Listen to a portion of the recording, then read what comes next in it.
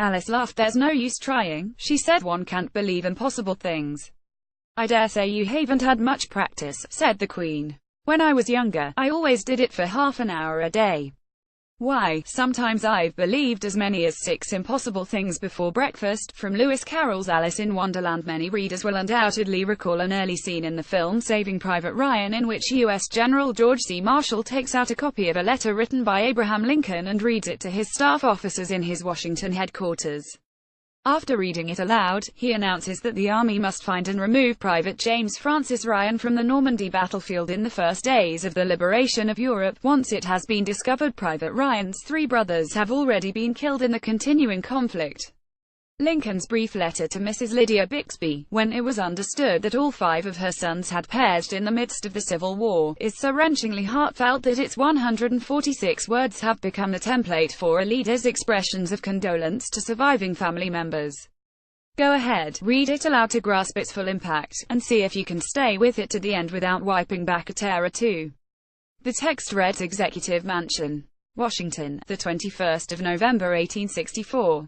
Dear Madam, I have been shown in the files of the War Department a statement of the Adjutant General of Massachusetts that you are the mother of 5 sons who have died gloriously on the field of battle. I feel how weak and fruitless must be any word of mine which should attempt to beguile you from the grief of a loss so overwhelming. But I cannot refrain from tendering to you the consolation that may be found in the thanks of the Republic they died to save. I pray that our Heavenly Father may assuage the anguish of your bereavement, and leave you only the cherished memory of the loved and lost, and the solemn pride that must be yours to have laid so costly a sacrifice upon the altar of freedom. Yours, very sincerely and respectfully, A. Lincoln. It probably doesn't matter that the War Department got its facts slightly scrambled. 2 of those supposedly deceased sons actually survived the war and 1 had been an army deserter, or even that the real Mrs. Bixby was something of a publicity seeker over her supposed plight. Regardless, President Lincoln, perhaps in conjunction with his private secretary, John Hay, had set the template for how a letter from a national leader to a grieving widow, parent, or surviving child in recognition of the loss of a soldier or sailor in battle must be crafted. Now, shift forward from 1864 to the present, where President Donald Trump managed to fumble his way through a phone call to the family of a U.S. serviceman killed in an ambush in Niger with about the most insensitive thing one could say to someone whose husband had just been killed. As reported in the Washington Post the other day, in his call with Sergeant David T. Johnson's widow, Myshia Johnson, Trump told her he knew what he was signing up for, but I guess it hurts anyway, according to the account of Rep. Frederica S. Wilson DFLA, who was riding in a limousine with Johnson when the president called and heard the conversation on speakerphone. Wilson recalled in an interview with the Washington Post that Johnson broke down in tears. He made her cry, Wilson said.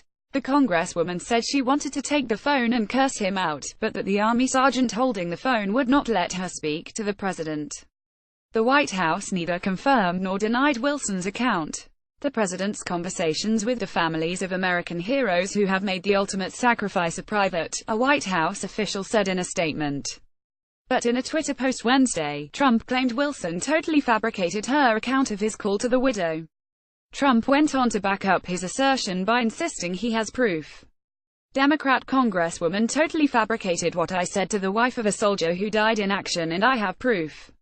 Sad, Trump wrote. Wilson stood her ground. Speaking on MSNBC, she called Trump's call horrible and insensitive. She was in tears. She was in tears. And she said, he didn't even remember his name, said Wilson.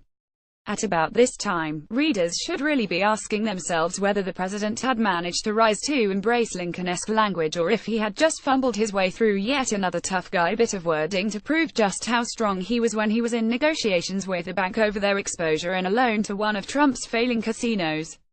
Of course, heaping abuse on a congresswoman and denying his language had been a tad insensitive. Trump wasn't finished with putting his disrespect fog machine into high gear.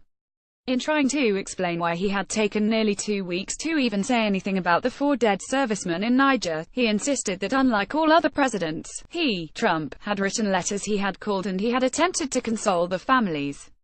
Right. Sometimes it seems Trump is a living embodiment of Lewis Carroll's playing card queen and her ability to blithely believe anything she wanted to believe, just because she said so.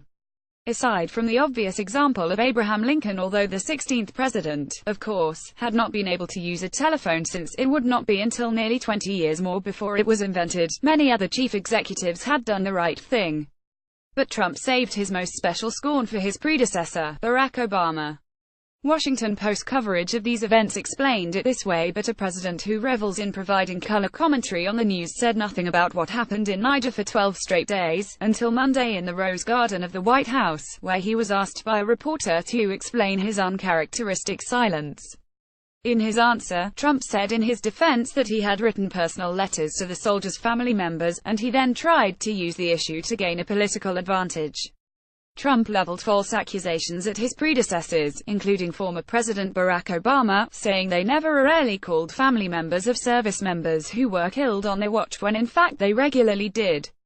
As anger swelled, Trump continued to attempt to bolster his broader claim Tuesday by invoking the death of Marine First Lieutenant Robert Kelly, the son of White House Chief of Staff John F. Kelly, who was killed in 2010 while serving in Afghanistan. He tried to draw his chief of staff into this newly filled swamp to wonder aloud whether or not Barack Obama had called Kelly the father to offer his condolences. With his dignity largely intact, Kelly declined to speak about it. Eventually, as sometimes happens when one of Trump's lies, exaggerations, or bait on it, gotcha Twitter exchanges is challenged, he dialed back just a bit, expressing his lack of knowledge of what Barack Obama had actually done. Insisting he'd heard the previous president hadn't respected those who had died in combat. The problem, of course, is that on at least one very public, widely broadcast occasion, witnessed by millions, there was the somber-faced President Obama at Dover Air Force Base, embracing the families of Afghanistan conflict military casualties, speaking the right words of comfort, and delivering broader public remarks that hit the tone required of such a moment of public mourning as the caskets had kept coming out onto the tarmac from the belly of giant military transport jet. Given the ample evidence by now that Donald Trump will never, ever become a public speaker who can either give aid and comfort to his fellow citizens without a snarky, sideways smirk or snarl, or understand the gravitas needed of a president in times of distress, it is useless to expect he will ever rise to the level of Athenian leader Pericles, in his oration over the Athenian dead, let alone the words of any of his predecessors in the White House.